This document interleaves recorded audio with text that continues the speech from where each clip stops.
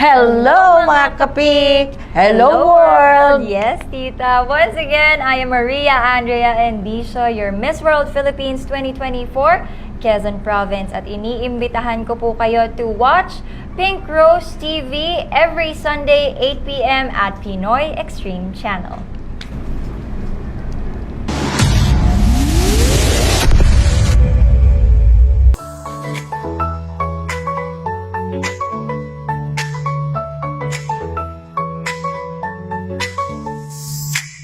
Tara samahan kami sa Pink Rose TV, puno ng saya.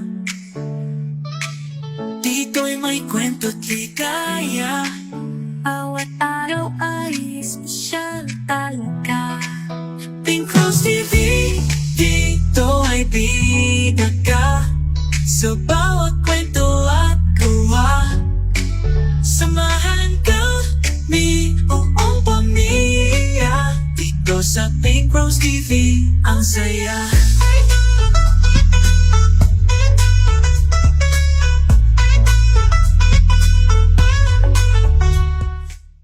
Hi mga kapik! Magandang araw world! O, di ba? May bago tayo ngayon. And nandito na naman, syempre, subaybayan ang Pink Rose TV tuwing araw na linggo. At meron tayo ngayong binibini na i-interviewin natin at chichikahin natin kung ano ba talaga ang mundong pinasukan niya. Pwede ko na kayang ipakilala ngayon ang isang magandang si... Hello po. Magandang araw mga kapink. Ako po si Maria Andrea Endicio, your Miss World Philippines 2024, Quezon Province. Thank you so much, Tita, for inviting me here. Yes. Andrea, congratulations ha. Thank you po. At nakita ko successful. Ang katatapos lang. Mainit-init pa na press con, meet and greet ni Miss Andrea. Ni Binibini Andrea. O, di ba? Bongga. Yes, bonggang-bongga nga, Tita. Ngayon, syempre, kailangan malaman ng mga viewers natin, sino ba si Andrea Endicio? Ayan. So, binigyan ako ni Tita ng introduction. But for the information of everybody, again, ako po si Andrea Endicio. I am a courtside reporter, but I graduated from the University of Santo Tomas and I took up Bachelor of Science in Pharmacy. So, pharmacist talaga ako by profession, Tita. Ayan. But right now, I am working in the sports media as a courtside reporter. Pero, right now, meron po akong ibang tinatahak na journey, which is the Miss World Philippines as a beauty queen. A beauty queen hopeful. Sana maging beauty queen din ako kagaya ni Tita Ay, Rose. bongga. Congratulations ha. Miss World talaga ha. And ano yung mga preparation mo? Di ba? Parang ang hirap kasi maging beauty queen. Kailangan huwag ka muna kumain. Oo, Kailangan, Tita. ano ba yung mga preparation na ginagawa mo ngayon? At syempre, ang beauty. Actually, Tita, there are a lot of preparations talaga. Alam naman natin kapag ang isang girl sumasali sa isang pageant, hindi lamang isa, hindi lamang dalawa, talagang kabuuan. Dapat lahat pine-prepare mo. Physically, number one. Siyempre, yun ang unang-unang nakikita ng mga tao, yung physical aspect mo. Dapat inaalagaan mo yung sarili mo, yung figure mo. Dapat kumpleto yung tulog, Tita. Pero natutulog ka pa ba? Saka ba, Tita, since medyo malapit na talaga yung pageant, minsan hindi na ako masyadong nakakatulog. And also, syempre, emotionally, you have to prepare yourself. Alam naman natin, talagang nakaka-pressure kapag sumali ka ng isang pageant. Ang dami mong mararamdaman. Kabado ka, masaya ka, pero at the end of the day, dapat composed ka pa rin talaga. And, of course, number 3 is yung mental aspect. Siyempre, Tita, alam naman natin na in a pageant, talagang importante yung question and answer portion. Ay, kaya yan ni Miss Andrea. Paniniwala ako dyan. Dahil siya ay isang, di ba? Bilang nakagraduate, ano nga yung cum laude? Yes. Magna cum laude. Yes, I graduated, Right. Tita, as magna cum laude. Di ba? Palakpakan natin. Thank you po. So, sa ngayon, ano yung meron ka bang fear o meron ka bang medyo sabihin natin parang naiilang ka na gawin sa harap ng tao, sa harap ng ano yung mga preparations na pwede mong i-share sa When it comes to my preparations po, tita, I feel like I need to improve more on my pasarela. Kasi in terms of speaking, parang given naman na po na I can speak in front of the camera, True. given my job as a courtside I reporter. believe.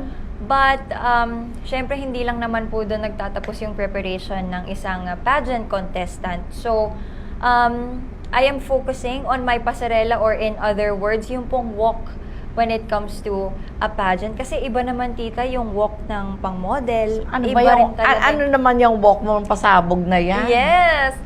Siguro, tita, pag after ng pageant night, pag may corona na tayo, gagawan mo na ng tagline yung walk ko. Di ba may mga tsunami walk, Ayan, may oo mga nga. lava walk. Ano kaya yung walk ko, no, Ayan. tita?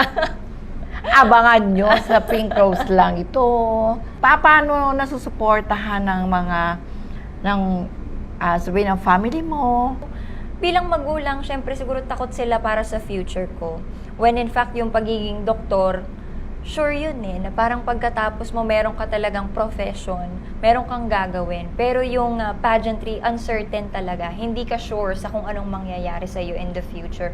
Pero nung nakita naman nila na ito talaga yung gusto ko, na ito talaga yung para sa akin, na kahit anong gawin kong pag-aaral, bukang bibig ko talaga siya, tita. Na parang sinasabi ko sa mom and dad ko, papayagan nyo na ako. Parang, pag talagang hindi siya nag-work, I will go back to med school. Pero, let me have my chance. Oo, Tapos, tama. ayun, pinayagan na nila ako, tita. At saka, i-reveal na natin. Alam ko, bata ka pa, pero ilang taon na ba si Miss Andrea? 24 years old na po ako. So, I have, I think, mga 3 to 4 years na lang to spend in pageantry. Ayan, oo naman. Siyempre, at saka siyempre, proud din naman ang family mo, friends mo, ang kababayan mo, lalo na sa Candelaria, Quezon. Proud sila na magkaroon ng candidate. And siyempre, alam naman nila na ginagawa mo yung the best mo. Diba? Yes. Tama ba yun? Oo naman, tita. All the best for Quezon Province. Yes. And ano naman yung, meron bang mga gabi na hindi ka makatulog? Ano ba yung mga iniisip mo na susunod na pangyayari? Oo naman, tita. Siyempre, now na malapit na po talaga yung pageant night, which is this July 19, 2024 na. So that's, tita, 5 days to go na lang. Oh my God. So talagang palapit na siya. Paunti na rin ng paunti yung tulog ko, tita. Alam mo. Kasi syempre, at night, pag syempre mag-isa ka na, nagre-reflect ka sa ano pa bang kulang sa akin? Ano pa bang pwede kong i-improve? Kasi one thing I have realized, tita, when joining this Miss World pageant is that you can never feel like you're 100% ready. Kasi parang pag na-achieve mo na yung personal goal mo, gusto mo pa siyang i-level up pa.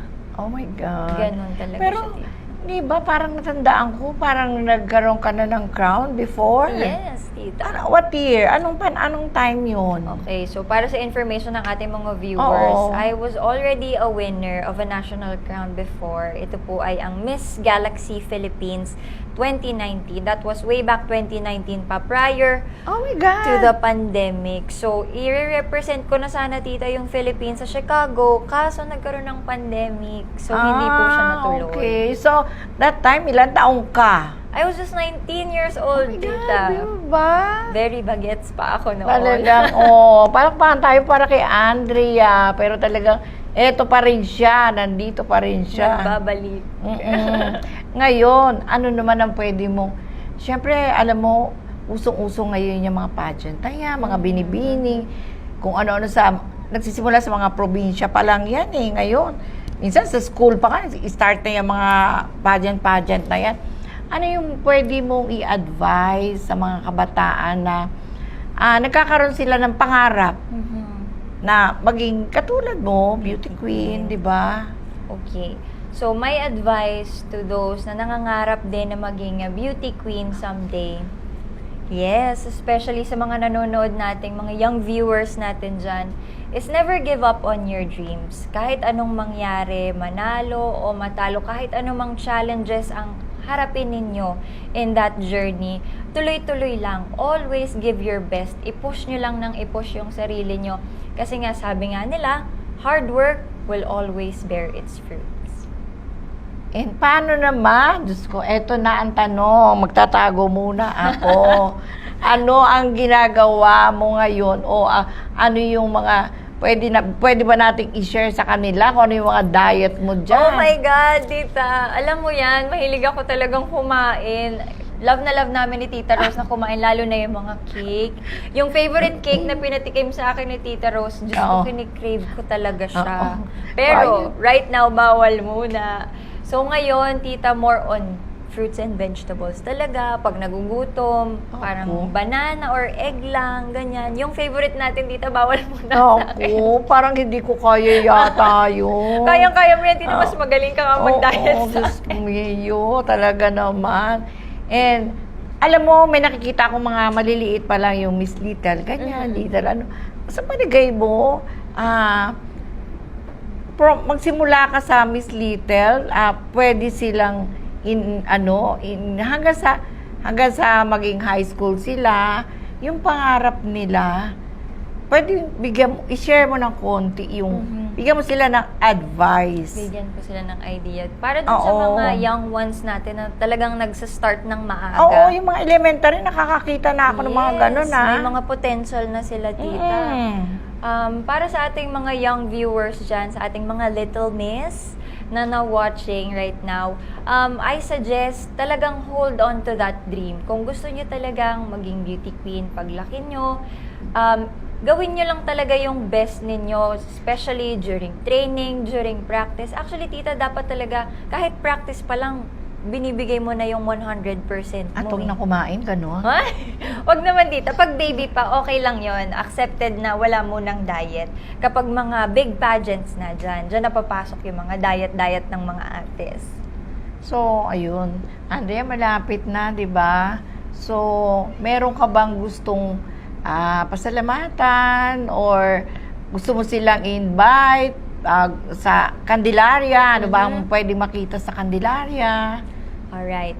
Since malapit na nga po ang coronation night ng Miss World Philippines 2024, I am inviting all of you to please watch our coronation night this July 19, 2024. Friday na po yan, 5 days to go. I would also like to take this opportunity, tita, to thank all of our sponsors, sa lahat po ng tumulong sa akin to be in this journey, para magpatuloy sa journey na ito, para po sa lahat ng dumating kanina noong press presentation, press conference, para po sa lahat ng tumulong na mangyari ang aking press conference. Maraming salamat po. It's indeed once in a lifetime opportunity. It's my first time having a meet and greet event at talagang nung una, tita, kinakabahan pa ako, pero along the way na bring out ko naman kung ano yung mga gusto kong sabihin sa ating press. Di ba meron pagka sumasali ka sa mga beauty pageant na ganyan, meron silang mga tinatawag na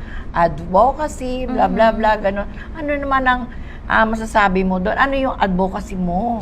Definitely, tita, in a pageant, talagang merong advocacy. And here in Miss World Philippines, we call it Beauty with a Purpose. Yes. Ayan. So, my Beauty with a Purpose focuses on promoting a safer cyberspace. Dahil makwento ko lang, tita, no, late last year, I became a victim of cybercrime. Talagang nakakatrauma yung nangyari sa akin. And I plan to use the platform of the Miss World Philippines para maipakilala itong racing issue na ito dito sa Pilipinas. Dahil for the information of everybody, talagang lumalala po ang cases ng cybercrime dito sa Pilipinas. And I am here right now para i-promote ang pagpuksa sa cybercrime dito sa ating bansa. Teka muna, meron akong isang request lang. Okay, tita. Paano yung pagpapakilala? Alright, sige. Quezon Province muna tayo, Yes. tita. Okay. Maria Andrea Endicio, 24, Quezon Province. Wow! Congratulations! So, ayan, napanood nyo naman po mga kaping. So, subaybayan nyo ang mga susunod pa nating kabanata. Salamat! Miss World, Andrea, and Vision. Ito ay bida ka sa bawat